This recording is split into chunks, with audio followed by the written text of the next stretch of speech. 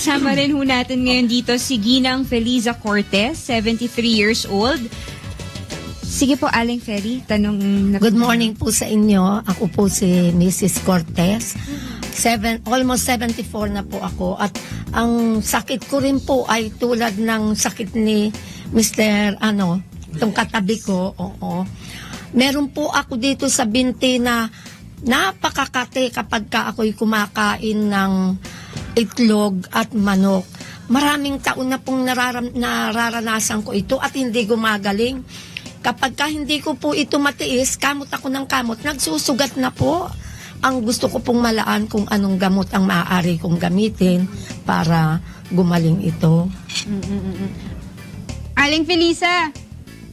Aling Felisa. Oo. Andito po si Doc Sara, sagutin niyo po yung tanong ninyo.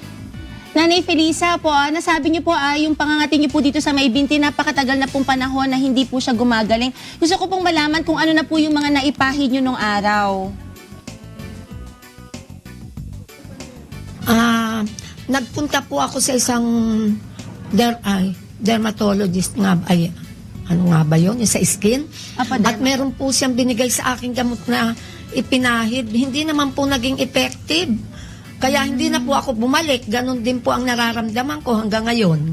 Okay. Hindi na po ako Okay, meron po akong ginagamit ngayon na yung food supplement yata yun. Pinapahid ko lang po kapag Makati, liquid po ito.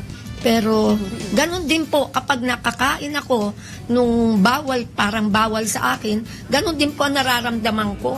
Kaya hindi ko na hindi ko na po ipinagpapatuloy yung paggamit noon.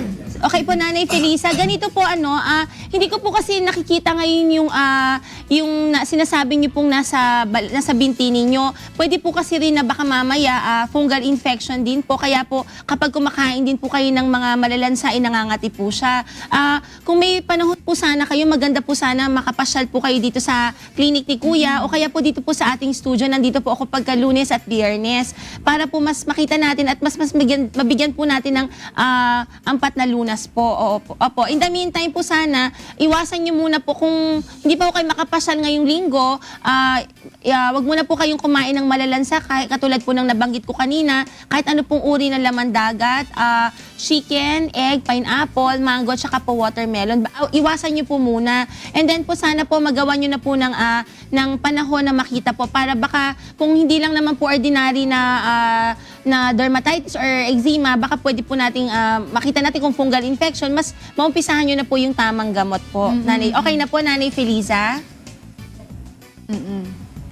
Siguro mas mainam... Maraming salamat po. Salamat.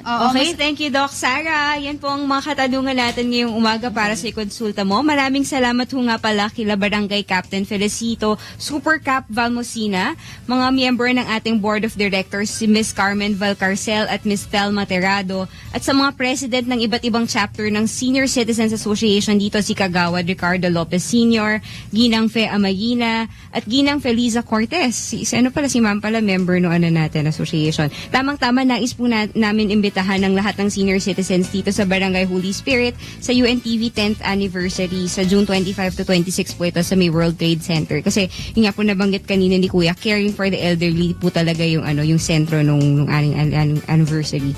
Yan. So okay, muli ako po si Jerry Alcantara, nag-uulat mula sa ating one and only UNTV Radio Mobile Booth. Balik sa inyo dyan sa studio. Alright, thank you very much, Jerry Alcantara. Nandyan po siya sa Barangay Holy Spirit para sa ating ikonsulta mo. Siyempre po, sakay po ng ating one and only in the Philippines, ang UNTV Radio Mobile.